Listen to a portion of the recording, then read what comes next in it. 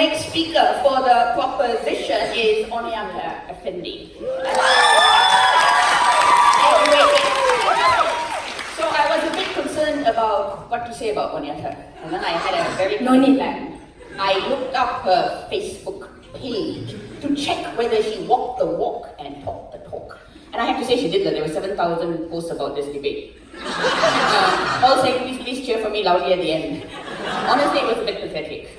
So then, I discovered she was some sort of batik Nazi. And to my horror,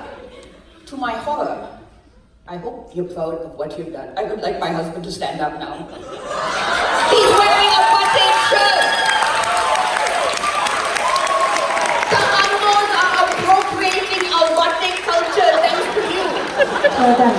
Be ashamed. Shamini, you know. Yes, darling? Never mind. Start the timer yet? Oh my god. Not even. Every day, I walk down the street and tell passers-by what I've eaten, how I feel, what I've done the night before, and what I will do for the rest of the day.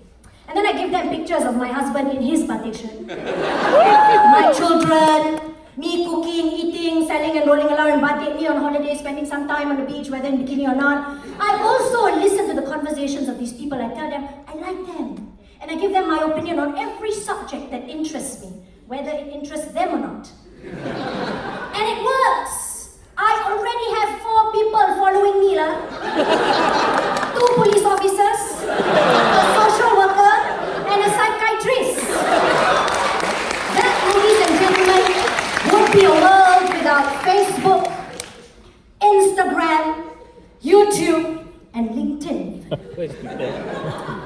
Madam Chairman from Malaysia, esteemed members of the floor, and my most worthy opponents. The motion reads today, this House believes that Singaporeans are better off with social media. My first speaker has kind of shown you how and where we stand as Singaporeans in our relationship with social media. In brief, I sum up for you now, because maybe you might have gotten it. The Republic of Singapore has the world's 2nd highest social penetration rate in Singapore at 59%. Keep it More clean. than double, very clean, you are the mind in the gutter. Double the global average of 29%. So we are double the global at 59. Top spot goes to United Arab Emirates with 80%. I don't know what these Arabs are using social media for. Now, social media users in Singapore spend 2.5 hours on average per day on social media channels, slightly above world average 2.0. This ranks 15th, and we're still not good enough. 15th in the world in a list topped by Argentina. Any Argentinians here? You guys spend 4.3 hours. The study also revealed that Singaporeans are also more connected to the internet as compared to the rest of the world, including Malaysia, on average. So, ladies and gentlemen, it is very difficult to ignore the fact that social media has become a huge part of many Singaporeans' daily lives. We see them on the train using it, talk with our friends on it, share the latest trending stories to it. Social media has become an essential channel for 4 things: information dissemination, consensus seeking, collective action, and decision making. One cannot deny that social media democratizes the landscape of engagement. It is a tool, but one with the power of reach, influencing social conduct, bringing about social change, and challenging norms beyond these boundaries we know as geographical, ideological, cultural boundaries. And we've seen this beyond our shores, the power of social media in political uprisings in the Middle East, for example, presidential elections in the USA. And we've seen the effectiveness of social media in crisis management during major earthquakes, mishaps, floods, in Singapore even, bonding, MRT breakdown, the saga of Oxley Road, general elections, breakfast encounters of the exciting kind between Tan Cheng Bock and Lee Hsien Yang, guys. And of course, preserving the hawker culture. Now you can continue that list for me. What social media has brought about for us is this new social currency, and through this, we can say one of the things it has encouraged is citizen journalism. Let me tell you what it is. This just means, right, that citizens participate, and they kind of embrace the concept of citizen as the observer and commentator of history. Let's not even look far to America in 9/11, no need. We look across the causeway, okay, to Boleh Land. Here is a perfect example of how Malaysia had won themselves a new government because of social media. Madam Chairman, with all respect, I would like to read this very lovely piece of literature.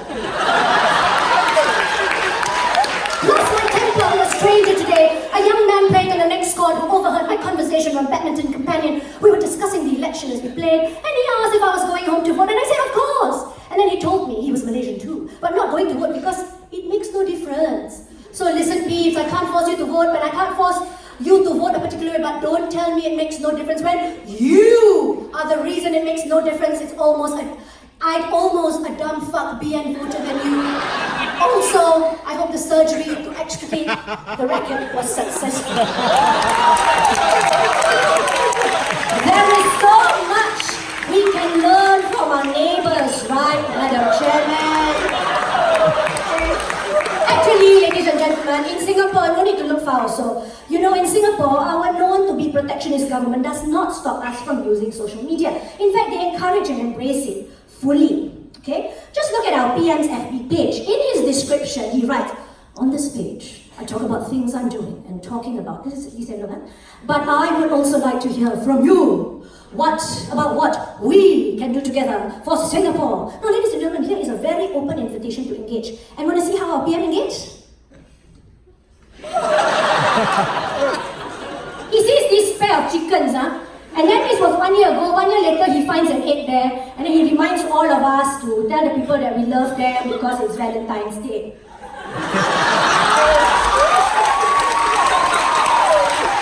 In fact, without social media, we would not be able to see how our PM's wife looks like and how much in love they are.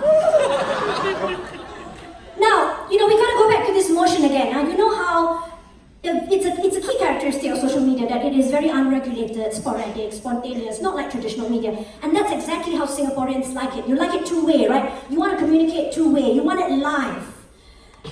So we need to unpack this very complex relationship we have Singaporeans with social media. And especially for the crowd today, mainly for the opposition, so they can get woke. That's social media language, woke. We talk about social currency and social influence. You know what these people are, right? These are individuals who stand out and gain a large following. And then they use that to exploit for their own purpose. And then let's take a look at some of these in the space we call Singapore. I did a quick search today on my Instagram feed, and I find people like SWF, Decor, Shirzi, boring lah. These people and more have derived income just being on social media, correct? Just being on social media. But it's not all for laughs and laughter, friends. Let's take a look at this. In my attempts to research on this motion, I find out that our friend Suhaimi, whose handle is Suhaimi Yusof Official, he has a hashtag called #LifeLessonsSY.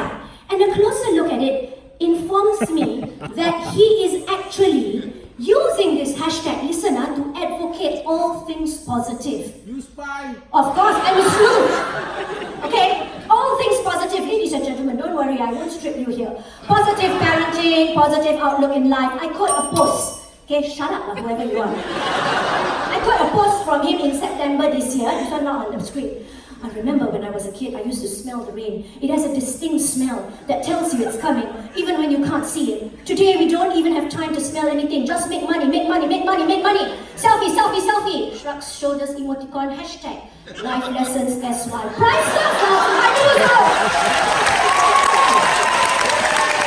I'm definitely basking it, sorry.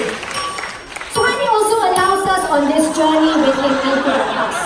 When I was younger, I could fly. Now I bounce better. Hashtag optimistic. Come, join me. Thank you. Okay, quiet. I'm going to finish. Inevitably, where was I? Inviting us to feel good about ourselves. Yeah, I'm saying good things about your member now. Sit down. Right? Optimism is the way to go. You're blocking view from my husband's video. It allows us to laugh with you. In that world that sometimes can be so dark, we know Singaporeans can turn to Suhaimi. But social media doesn't limit itself to icons like him. Social media and literature, very important.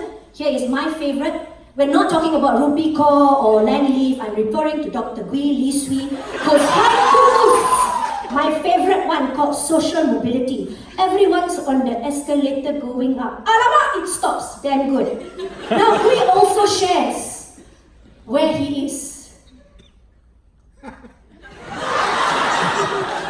His aspirations to be a millionaire, his friends, his pain. The Instagram is a source of affirmation of his good looks. We love Gui for who he is. He is even a semblance, he even gives us a semblance of having a normal life by going on a date. I will end this note on normal life. Wait, Shamini. You're not catching the next flight to Malaysia, are you? Take your time, the night is still young. I'm not, but Here is someone whose normal life is on social media. She is none other than Pretty Please. You might sit back. And this is Pretty Please calling you to come and meet her. But I want to end with this note here. This is what she says on the recent STV post. As for me, I wasn't lying when I said I don't operate in corporate. Here's a quick backstory. Blah, blah, blah, blah, blah, blah. Drown in self-doubt, existential crisis, blah, blah, blah. Till one day, I put myself up on the interwebs. And there has got to be the social media, right? Walao! So hello, here I am. This is the real me. Ladies and gentlemen, social media rebirth. Pretty Please. Hashtag passion made possible. Hashtag social media for the win.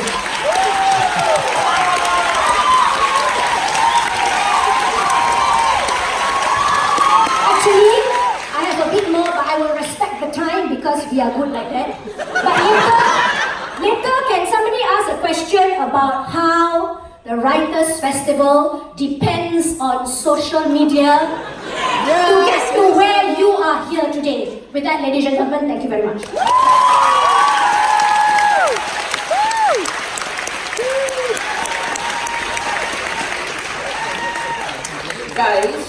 Guys, I'm sorry. I don't